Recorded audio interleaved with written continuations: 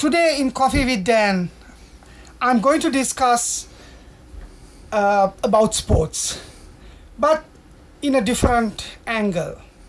We know that sports is important for life as well as for the country as a whole. And some of our sportsmen had some various charges regarding doping issues. With me today, I have Dr. Seevali Jayawickrema, who is the Director General of Sri Lanka Anti-Doping Agency of the Ministry of Sports. Good morning, Doctor. Good morning, Dan. Dr. Seevali Jayawickrema is a medical doctor by profession, and he holds a MSc in sports medicine from London, and also he has been working at the Ministry of Sports for over 20 years as a sports doctor. Now, to start with this subject, today I would like to ask you, Doctor, what do you mean by doping in sports? Doping means that any athlete takes performance-enhancing drugs, or the words illicit drugs, to perform well than the others. And if there is no fair play while competing, that is considered as doping. What do you mean by this performance-enhancing drugs? Yes, there are few drugs, means it is in groups like steroids, stimulants, hormones, which will give more performance. And the other thing is that you get more time to do more exercises, and whatever the fat content that they have, they can reduce it and make the muscle bulk more, in which it will help to perform well. So these are something that should not be used as an athlete, because we need to have clean sport. Clean in sense that, all should have a fair way of competing, rather than, some taking some substances which are illegal and try to win at any cost. So this is something that is not been, introduced recently, but it has been coming since 1920. And in 1960s, when Olympics were held, a cyclist who had an extra dose of stimulant while competing, he collapsed and he passed away.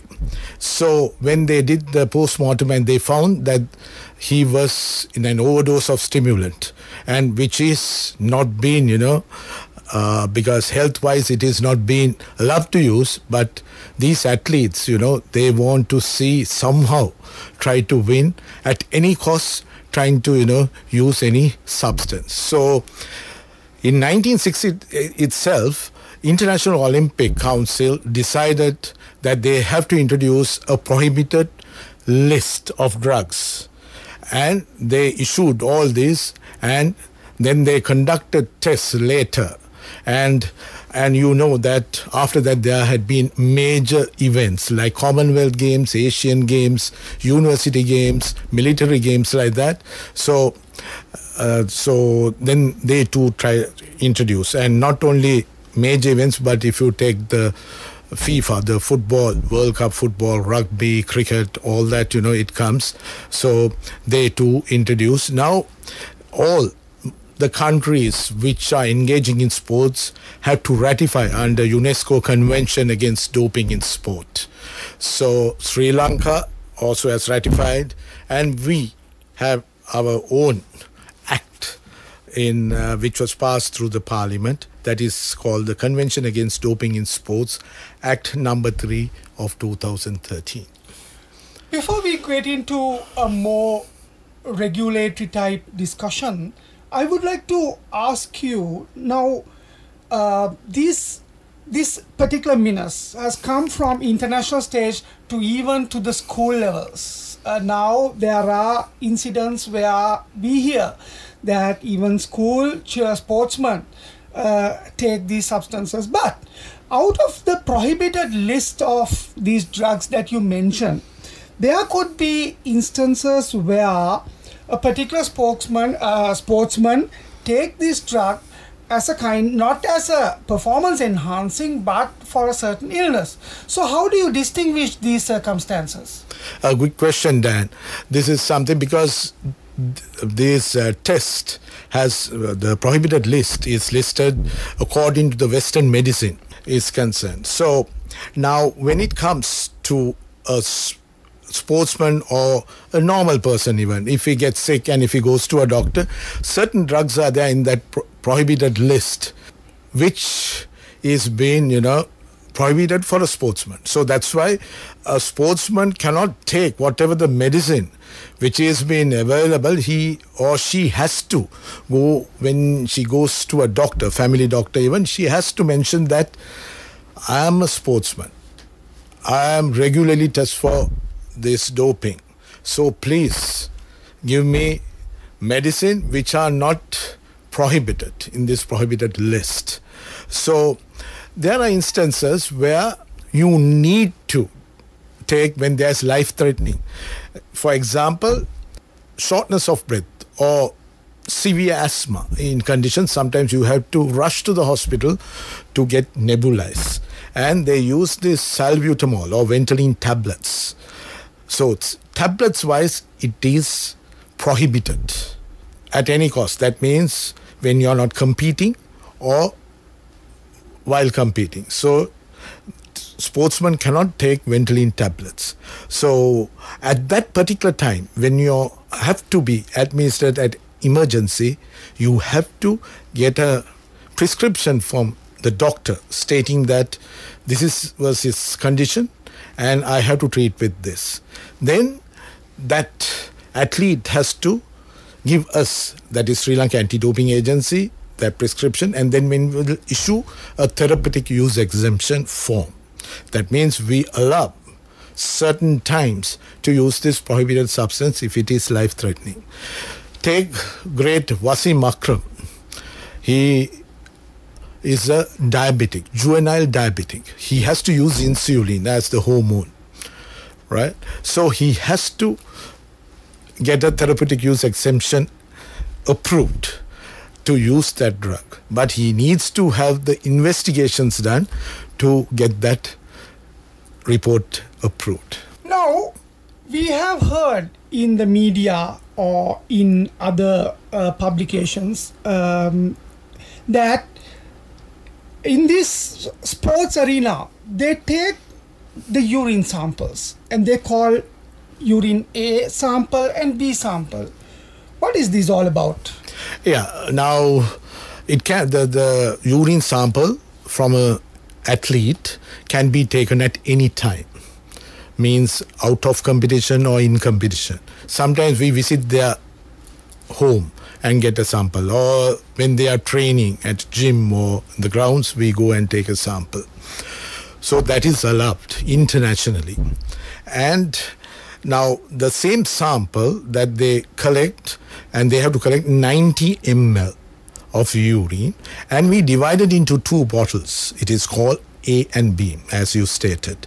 A we have to fill with 60 ml and B with 30 ml. So we have to dispatch that to a laboratory which is accredited by the World Anti-Doping Agency.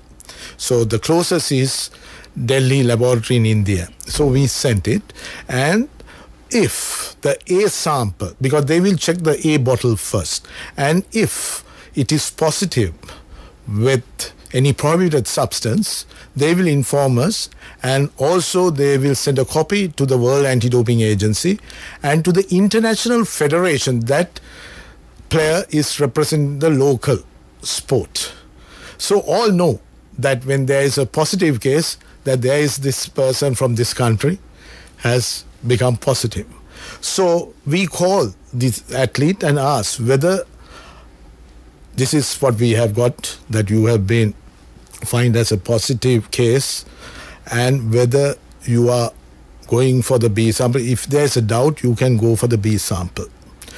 And he himself can go to the laboratory and inspect the whole scenario, how they do, and he might be able to check whether it has been tampered or whether the lid is open or broken or whatever. He himself can see whether that bottle is his, because there is a code under his name, that because bottles are named under code. So that code number, right, he might be able to check. Then he will know that it is his, and he himself, or he can send a representative, or he might be able to represent from the High Commission from India to check this B sample if he has a doubt.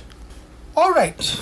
Now, Doctor, you being working in the Ministry of Sports for over 20 years as a sports doctor, especially in this anti-doping area, and you are also the Director General of Sri Lanka Anti-Doping Agency in Sri Lanka.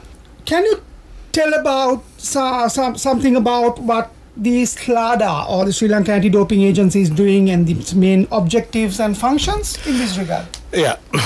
Now, Sri Lanka Anti-Doping Agency was formed, as I said, in 2013 as an independent unit, because we want to have transparency. Because earlier it was under Sports Medicine Unit, and in that Sports Medicine Unit we treat injured athletes, we look at their nutrition, all that happens, and we take the sample of urine also and check it, and when positive cases come, then we call them for the inquiry, and the same group is doing the inquiry and then give the sanctions also. So now it is different. Now we are going independently, and our main objective, as you asked, is to eradicate doping in sports. That's a difficult task, but we are going all the way to achieve that. The other thing is the research work.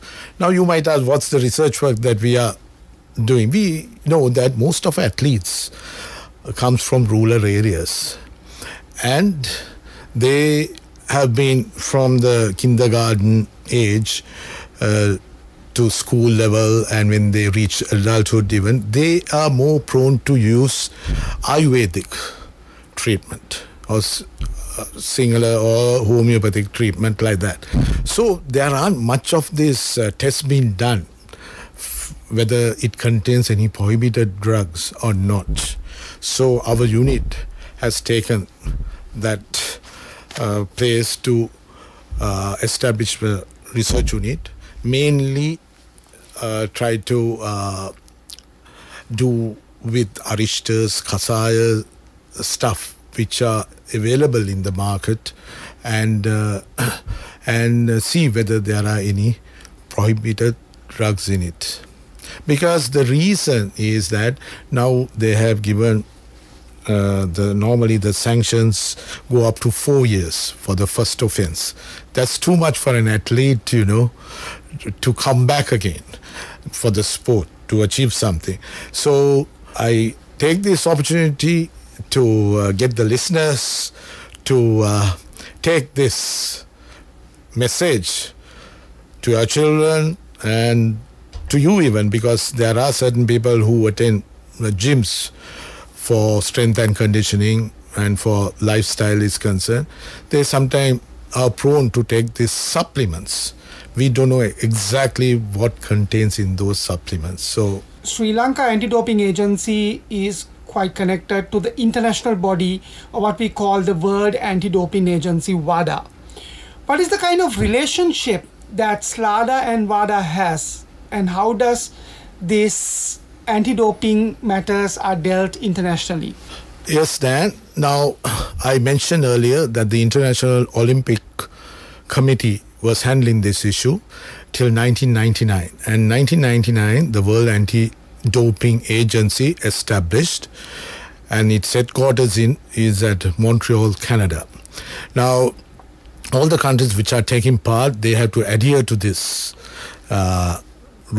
anti-doping rules, or the code which is established by the World Anti-Doping Agency.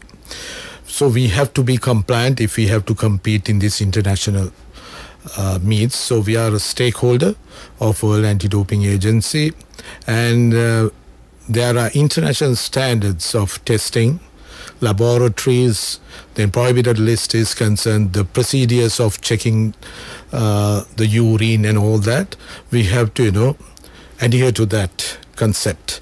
So if we have to be compliant, whatever things that the World Anti-Doping Agency does. So that's why we have to ratify with UNESCO with the Convention Against Doping in Sport.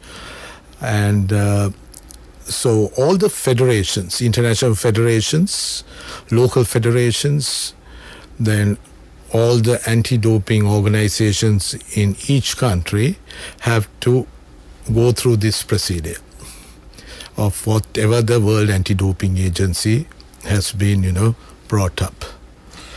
Now, looking at the penalties that they impose, like you earlier mentioned, that the minimum would be like a 4-year ban, and in Sri Lanka also some of our sportsmen and women were charged and they were found guilty sometimes, and there was also an appeal system that is in place for them to appeal and get themselves cleared. So how does this appeal system operate? Yes, now according to our act, there are 2 committees that has been formed, that is the disciplinary committee and the appeal committee. Whatever the decision which is given by the disciplinary committee, it might be a 4-year sanction, and if the athlete is not satisfied with the given sanction, he or she can appeal. So we have an appeal committee also. Within 14 days of the decision which has been given by the disciplinary committee, they can appeal. And the appeal committee go for a fresh hearing again, and then according to if they give the same, still the athlete has to appear in the international appeal committee that is called the Court of Arbitration for Sport. That is situated in Lausanne, Switzerland. So the athlete has to go there and fight for the case. Now, in our own local cases, where there are certain sports activities that are conducted in quite outside of the main cities and in rural areas, how do you monitor as an agency whether a particular sportsman or sportswoman has taken or not taken these kinds of drugs? A good question. Now, normally what we do is we go to all these districts and conduct these awareness programs. Sometimes in schools, sometimes in sports is concerned like athletics, weightlifting, because there are a lot of national players, they train outside of Colombo. So we go and give an awareness to these people, as well as we sometimes target certain athletes. If we have a doubt, the way that they have increased their performance, so we go and, get their sample if we need. But now, when it comes to this, I still see that the message hasn't gone through well.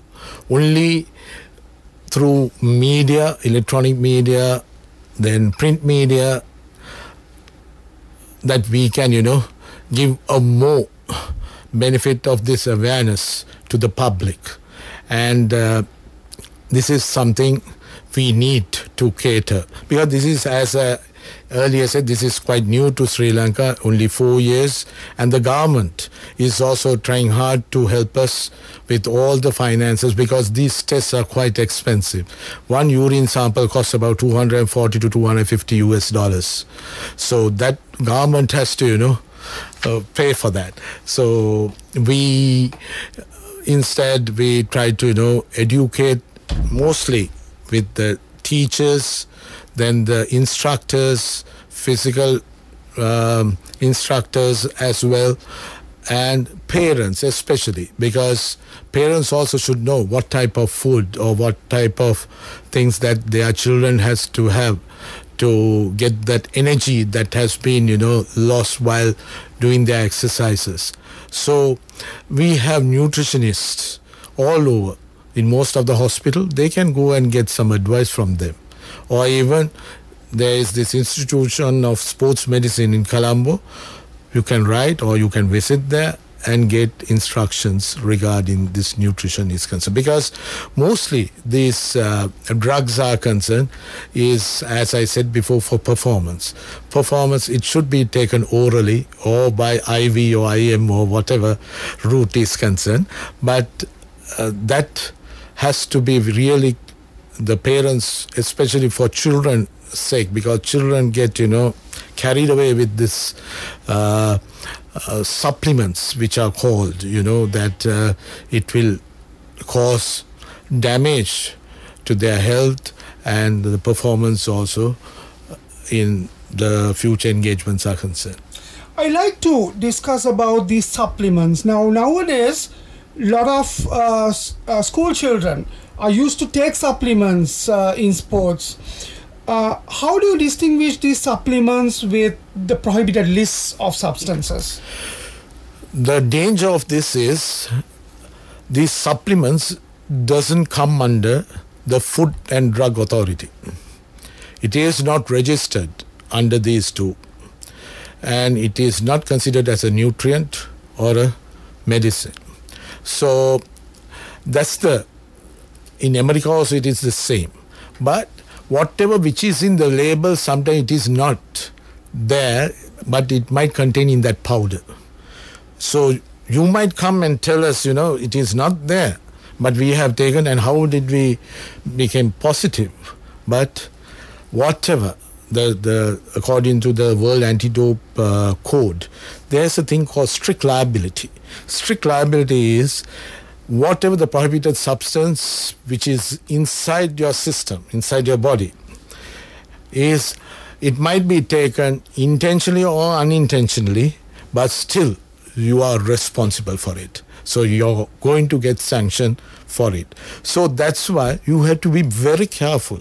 Whatever that you purchase, it is better if you can get some advice from sports physicians and take it, or otherwise you have to get a laboratory which is quite equipped to get it tested whether there are any prohibited substance in it. If they endorse that there is no prohibited substance, then you can take it. Now, we have recently heard that some school children met with very tragic circumstances during sports or outside the sports. I mean, those students who have been sportsmen in various sports. So have you in such circumstances done or assisted in the postmortems that take place with the death of such sportsmen to analyze or to check whether these students have really gone through these prohibited substances or supplements? Up to now, we haven't been called. And the other thing is that a post-mortem report might say what's the cause for the death. And sometimes, there are other instances, natural instances like, heat stroke or heat exhaustion might be another cause. So, but there are, medical judiciary doctors to look into it, whether there are toxic substances which are being, gone into the system, or whether these supplements due to overdose that can cause, especially like stimulants, can cause death of a player. But we have instructed most of the coaches, because these coaches are registered under the clubs or from the National Institute of Sports Science. So we regularly keep lectures to update with this knowledge is concerned, and they are aware mostly.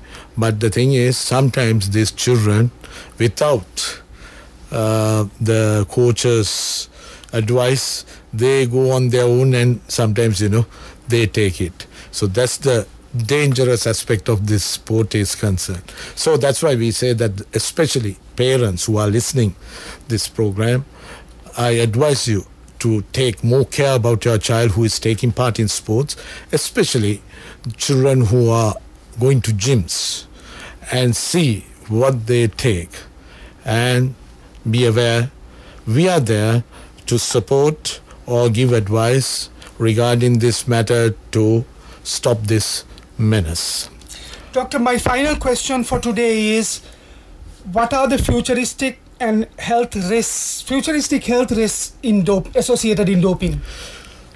Now, if a person who has taken steroids, I think you must be aware of what is steroids, like male hormones sometimes they take to enhance their performance and to build up their muscle tone. And those, if you take excess, and it is banned throughout, if a urine sample taken during in competition or out of competition, but there are a lot of complications, such as if you take a male athlete, he might be, he will lose his hair, then he might get acne, then he might lose their reproductive system is concerned, that will get inhibited, then impotence can occur. Then women, if you take the other way around, they will look like males, the hair will grow, acne, deep voice, and this heart, liver, kidneys can get involved. So their lifespan will be very short, but those are the complications that can occur when you take this type of substances. Thank you very much, Dr. Seevali, for joining in Coffee with Dan this morning. I had Dr. Seevali Jayawickrema today. He's a Director General of Sri Lanka Anti-Doping Agency of the Ministry of Sports. He's a Doctor of Medicine who holds a MSc in Sports Medicine from London, and with his well over 20 years experience as a sports doctor of the Ministry of Sports in Sri Lanka, he talked about the doping issue in sports. Till we meet again on Monday, bye-bye, and do join Coffee with Dan.